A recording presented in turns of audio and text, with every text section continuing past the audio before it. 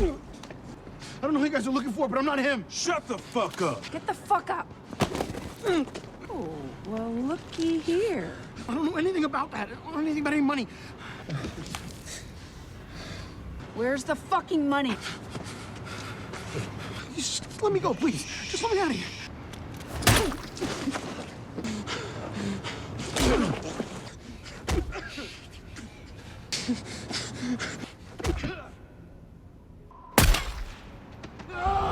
There. Take it easy, cowboy. Where's the money? I'm not with these guys, okay? They killed my friend and they tried to kill...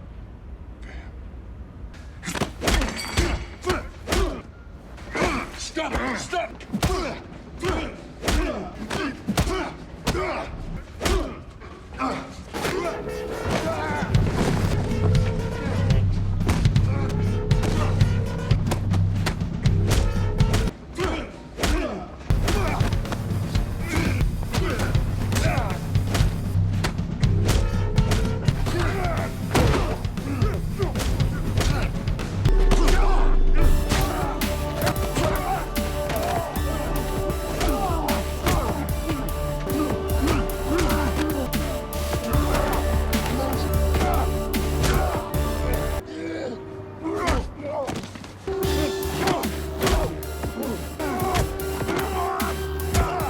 The film opens with Mike, a once legendary MMA fighter, arriving at Paramount Gym in Atlanta. He strides purposefully towards his former manager, eager to return to the ring. However, his manager delivers a harsh reality check. Mike is no longer fit to fight due to his age and a serious shoulder injury that has led to 3 consecutive losses. Undeterred, Mike pleads with his manager to help him reclaim his place in the octagon. In a bid to prove himself, he challenges one of the gym's recent recruits.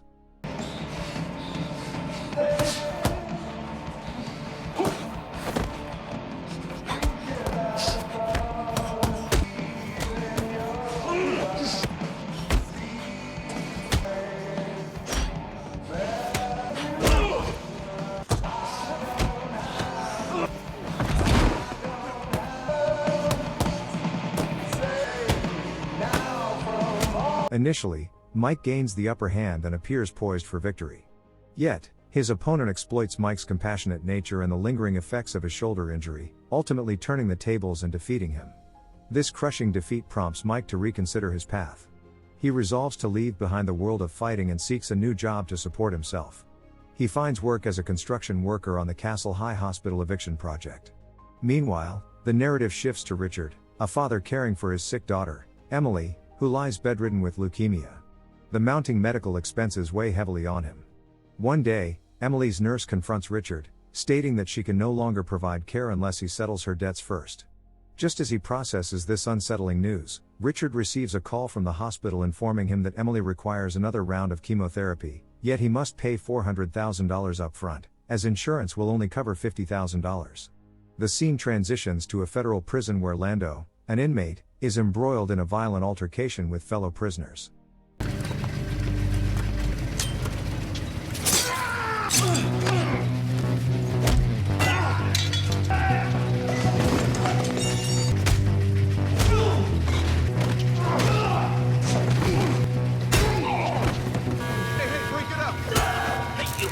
Back at the construction site, Mike overhears the mayor announcing to reporters that Castle High Hospital will be evicted in 2 days to make way for a new sports facility. Lando, watching this news, is taken aback by the impending demolition. He requests an audience with Chief Warden Richard and offers him money in exchange for a transfer to the southern prison block. However, when Lando mentions Emily's plight, Richard's anger flares, and he strikes Lando. The following morning, driven by desperation, Richard approaches Lando again about the money. Lando reveals a shocking secret. He once stole $3 million from a man named Damien and hid it within the walls of Castle High Hospital.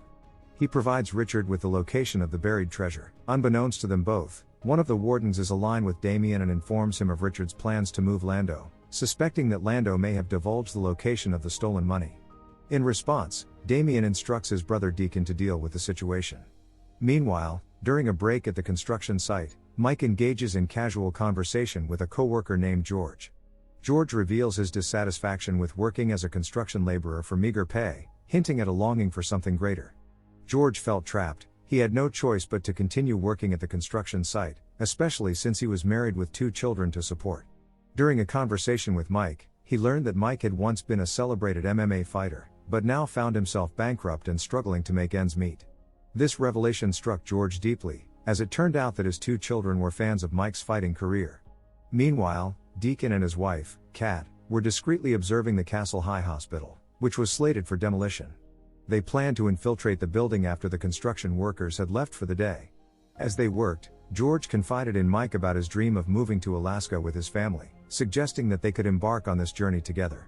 While cleaning an empty room alone, Mike stumbled upon a bag filled with a substantial amount of money, the very loot that Lando had hidden before his imprisonment. As their shift came to an end, George urged Mike to leave the site immediately. However, Mike chose not to share his discovery with George. Instead, he discreetly took $100 from the bag and concealed it, intending to retrieve the entire stash once everyone had departed. Elsewhere, Deacon was preparing his henchmen for their plan to infiltrate the Castle High Hospital building, awaiting Richard's arrival. Shortly after, Richard arrived at the hospital to collect the money he desperately needed. Meanwhile, Mike informed George that he had forgotten his jacket at the construction site and needed to go back for it. He handed George the $100 bill he had taken and hurried back inside. Once inside, Mike retrieved the bag of money but hesitated, taking a moment to count its contents. Just then, Richard entered the building. Moments later, Deacon and his crew arrived at the construction site. Kat swiftly eliminated a construction guard to ensure their plans went undisturbed. As Richard made his way through the building, Mike noticed him in an adjacent room and quickly stashed the money back in his bag before attempting to leave. However, as he descended the stairs, he encountered Deacon's men heading up. Deciding it was safer to return upstairs, Mike witnessed Richard discovering scattered notes on the floor and realizing that someone had found the money. At that moment, a metal clang echoed through the air. Mike had accidentally kicked an iron bar. The noise drew the attention of both Richard and Deacon's crew. In a panic, Mike sought refuge and spotted Richard hiding as well. Just then, George entered the scene, calling out for Mike, which diverted Deacon's gang's focus. In a stroke of misfortune, Kat discovered the $100 bill that Mike had given George. Where's the fucking money? I don't know anything about that. Deacon's men seized George and began torturing him for information about the money's location, despite his ignorance on the matter. Hidden away, Mike watched helplessly as his friend suffered. When Deacon ordered George's execution, Mike could no longer contain himself. A terrified sound escaped him, alerting their pursuers. Overwhelmed with guilt over George's fate, Mike resolved to avenge his friend. After hiding the money, he steeled himself to confront Deacon's men.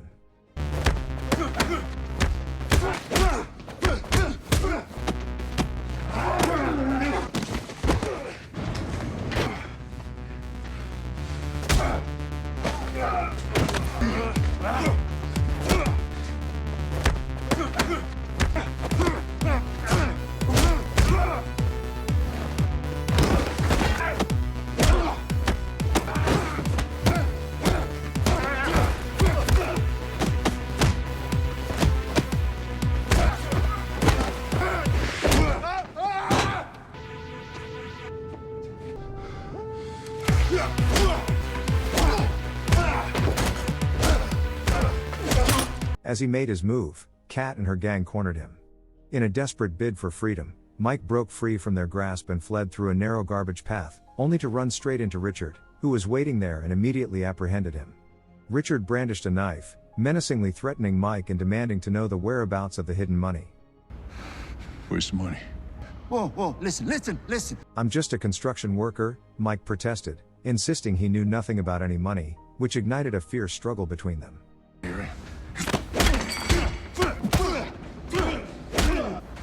Stop it!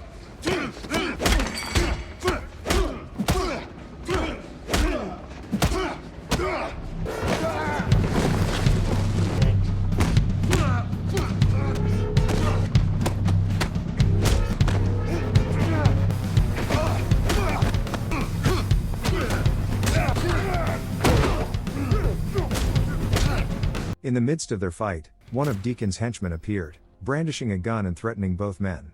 Sensing an opportunity, Mike and Richard managed to calm the henchman down, catching him off guard and swiftly neutralizing him. However, the commotion had attracted the attention of more of Deacon's men, forcing Mike and Richard to make a hasty retreat.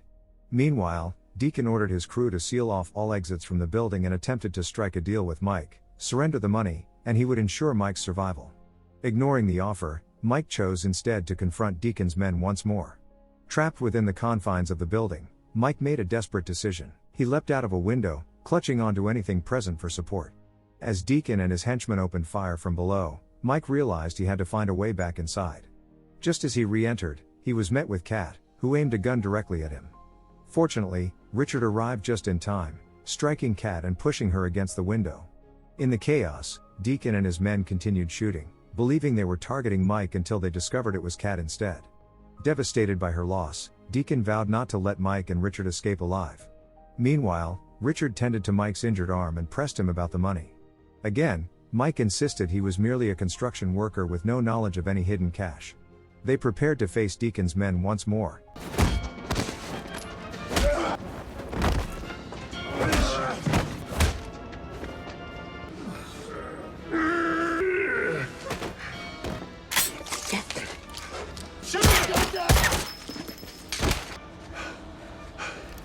But in a moment of panic, Mike pointed his gun at Richard, suspecting him to be one of Deacon's gang members in disguise.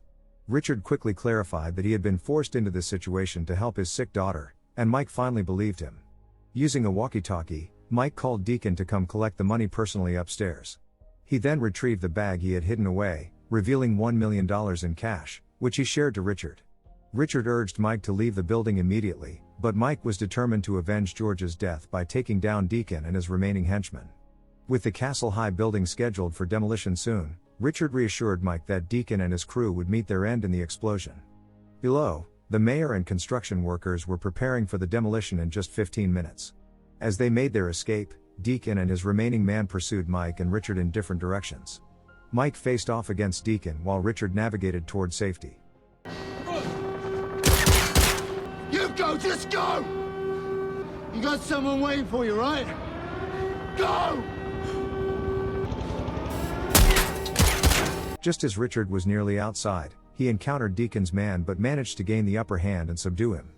Meanwhile, when Mike ran out of ammunition, he challenged Deacon to a close-quarters hand-to-hand fight.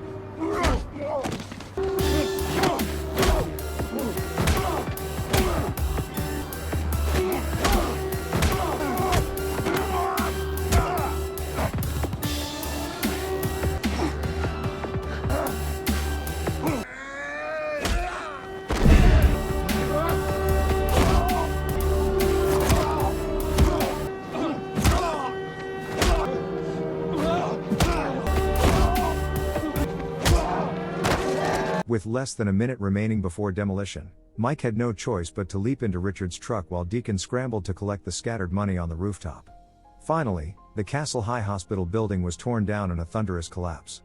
Miraculously, Richard and Mike escaped just in time. A few days later, in an act of compassion, Mike provided financial assistance to George's family to help them cope with their loss. Following George's advice, he then set off for Alaska, ready to start anew. Thank you for watching. If you're new here, don't forget to subscribe for more recaps. Until next time, have a wonderful day.